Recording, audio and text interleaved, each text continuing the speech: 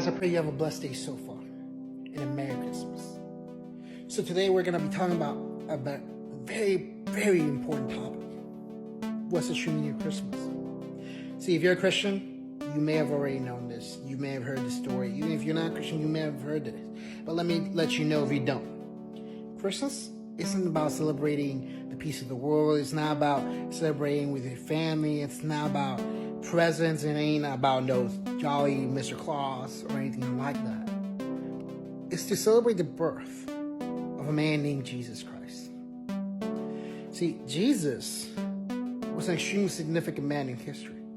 He was a man so significant that if you look at history, it almost seems like history led to the point of his birth and death. And it seems that history continued on to be expanded and heavily influenced by the death of a single man.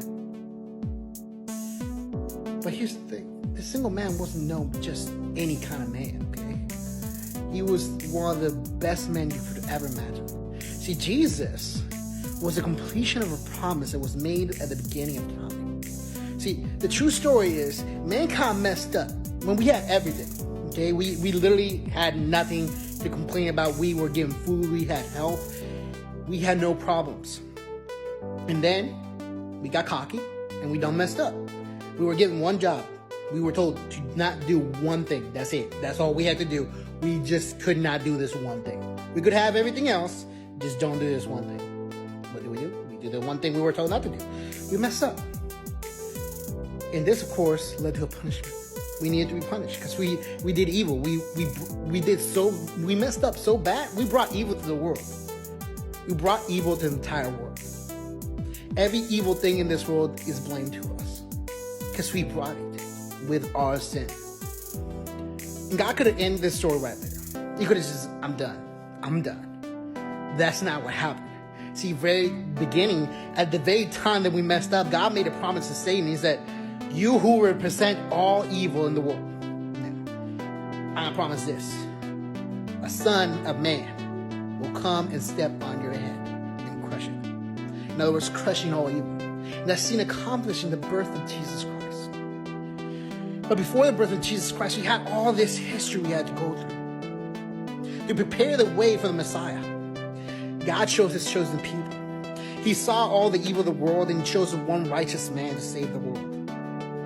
And then he came in the flesh and died for our sins.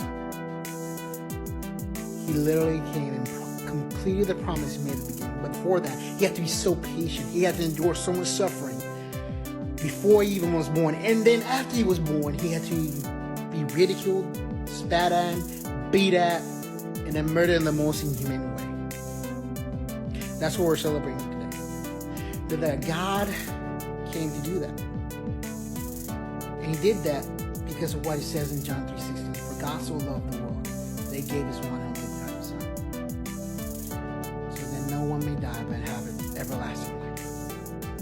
So, if you're a Christian, remember that moment Jesus Christ came into your life. And celebrate the birth, what God did for you. And share that with everybody you know. Because this season isn't about hanging out with your family. It's more about being proud and telling the whole world about Jesus. If you never met Jesus, if you never had this relationship with Jesus, I encourage you to think about it right now. Because it's not too late.